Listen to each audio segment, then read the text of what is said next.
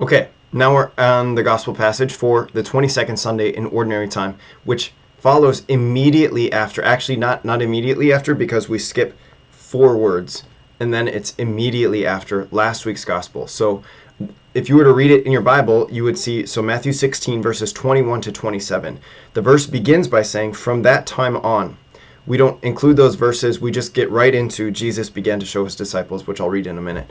But anyway, you have to understand it's right after last week's gospel, which we talked about last week, how Jesus established his church on the rock of Peter. Peter's name, which means rock, whether in Greek, Petros, and rock, Petra, the masculine form of rock and the feminine form of rock, or if you were to think of Aramaic, which was seemingly the language that Jesus would have been speaking, Kepha and Kepha, or Cephas and Cephas, the same word for rock. Anyway, so Jesus establishes his rock, or his church, on the rock of Peter, and he gives Peter the keys of the kingdom. So he makes him the chief steward of the kingdom of heaven. In other words, he's number 2 in command, the most authority of anyone besides Jesus the King. Okay, so that's what's going on. So then Matthew chapter 16, verses 21 through 27. Jesus began to show his disciples that he must go to Jerusalem and suffer greatly from the elders, the chief priests, and the scribes, and be killed, and on the 3rd day be raised. Then Peter took Jesus aside and began to rebuke him. "God forbid, Lord, no such thing shall ever happen to you." He turned and said to Peter, "Get behind me, Satan. You are an obstacle to me. You are thinking not as God does, but as human beings do." Then Jesus said to his disciples, "Whoever wishes to come after me must deny himself, take up his cross, and follow me. For whoever wishes to save his life will lose it, but whoever loses his life for my sake will find it. What profit would there be for one to gain the whole world and forfeit his life? Or what can one give in exchange for his life? For the Son of Man will come with his angels in his Father's glory, and then he will repay everyone according to his conduct." Okay. A couple of things I think that are just really good. So one thing I would just encourage you is to try to listen to this as though you've never heard it before. I think, and maybe I should have encouraged this before we read the passage, but just to think about this. Okay, so Jesus is establishing his church, and he says the gates of the netherworld shall not prevail against it. So he's clearly saying that within his church there's a kind of divine protection over this church, and then he makes Jesus, or excuse me, he makes Peter, first in command in the church besides himself. So second in command as far as the kingdom of heaven goes. So then from there, it's a striking thing that it says Jesus began to show his disciples that he must go to Jerusalem and suffer greatly from the elders, the chief priests, and the scribes. Like, these are people who were leaders among the Jewish community. So it's a striking thing that he's saying, okay, now I'm going to go and suffer at their hands, the hands of these religious leaders. And not only will I suffer, but I'm going to be killed. And then he says, but on the third day be raised. So what's fascinating is Peter just kind of skips over that last part. And he just focuses on, like, wait, what? No, so then what? Peter, the rock, takes Jesus aside and began to, so the word rebuke, it's a stronger word than what we typically think. Again, we're so familiar with the word in terms of reading the gospel. We don't really use the word that much in today's culture, today's language, or at least I don't. Maybe you do. But the word itself means a sharp disapproval. Like, it's a sharp thing. I saw one analogy that was like, you're when you cut down a tree, what are you doing? You're rebuking it in some ways, right? So it's like you're cutting down a tree. Like, you have to strike the tree really hard when you're chopping it down. That's the kind of thing that Peter's doing. So when it says, like, God forbid, Lord, in fact, it does use an exclamation point. So God forbid, Lord, like, that's not happening, which is fascinating because, of course, we know Jesus is divine. So for Peter to say, God forbid, Lord, he's like, you forbid, Lord, like, it's kind of funny.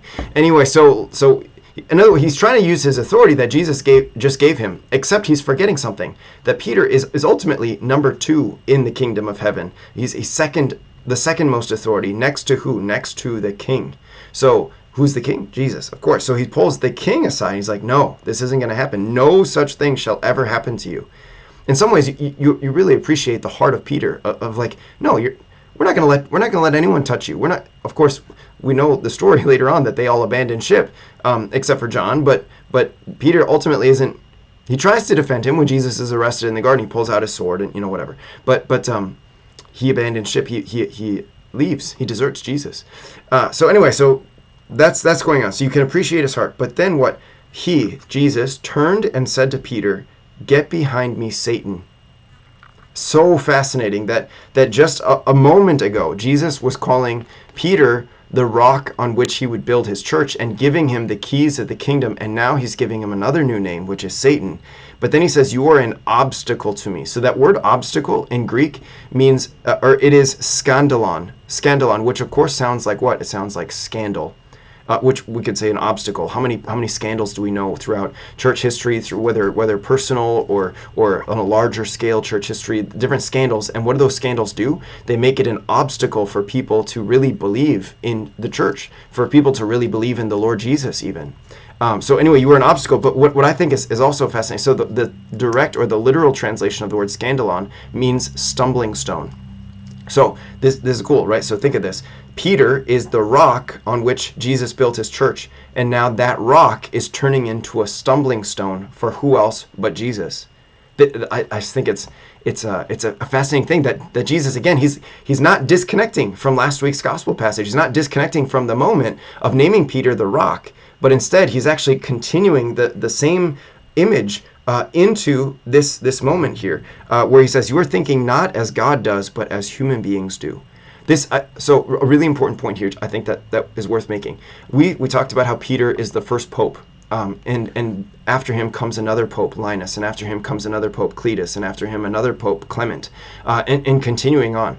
And we believe that the popes, for us as Catholic Christians, we believe that there are times when they can actually teach infallibly. In other words, they can teach definitively as truth certain things. But what we don't teach is that the popes are sinless men. We don't teach that at all. Some people, I think this, that we believe, for example, whatever Pope Francis says, it must be gospel truth. We don't necessarily teach that or believe that as Catholic Christians. We believe that Pope Francis is a sinful man, just like I'm a sinful man, just like you're a sinful person, just like Peter was a sinful person. And so even though he's given this office, and in fact we know this from last week when Shebna was in the office of the master of the palace, he was a sinful man. And that's why, of course, the Lord removed him, but he didn't remove him right then and there. He let him finish out his term, whether it was because of his life or, he had to retire or whatever it was.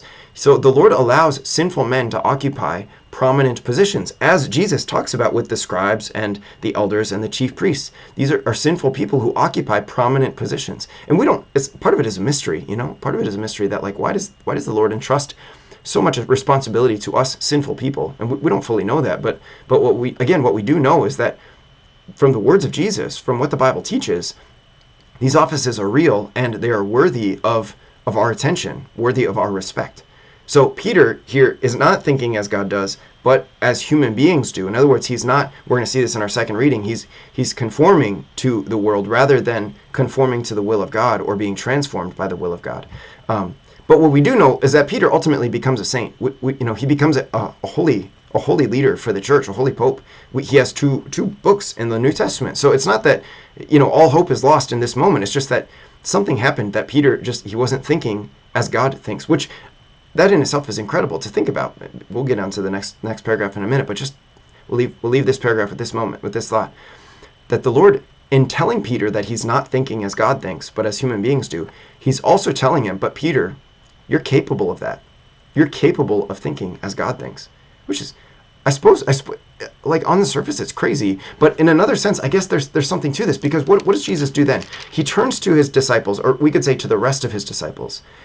What is a disciple? A disciple, again, at its core, is somebody who is a student, learning from the master. Who's the master in this case? Jesus. Well, who's Jesus? Jesus is God. So a student learns from the master so that he may think like the master and imitate the master in everything. So this is the crazy thing, that God becoming man in the person of Jesus, he's inviting us to share in his own way of thinking, in his own way of acting, so that when we think like Jesus thinks, we're thinking like God. When we act like Jesus acts, we're acting like God. This is, it's kind of mysterious. In some ways, it's kind of uncomfortable, but at the same time, like, this is what it is to be a disciple of Jesus Christ. So anyway, so then Jesus, he gives his disciples a piece of his mind, an insight into his mind, so that they can take on what he's saying and just say, okay, this is how it goes. Jesus is telling them that he's going to use this particular instrument, which is suffering and death and resurrection, as the way to save the world. Peter is saying, no. Jesus is saying, no, you don't understand. It's not just me, but instead what? Whoever wishes to come after me must deny himself, take up his cross, and follow me.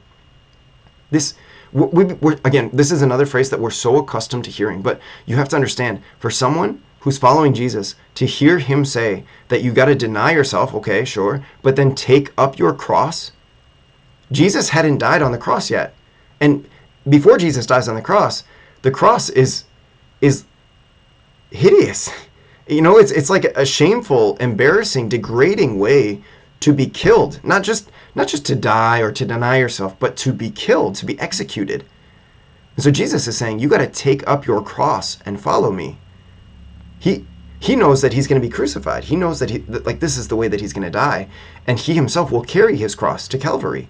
And so Jesus is saying, look, if you want to follow me, if you want to come after me, you got to deny yourself, your natural instinct, your natural repulsion toward suffering, your natural aversion toward suffering, and follow me by taking up your cross. Not merely accepting it, but taking it up, which requires in so many ways embracing it, actually lifting it and not dragging it, and walking with the Lord to follow him all the way to his death, all the way to Calvary.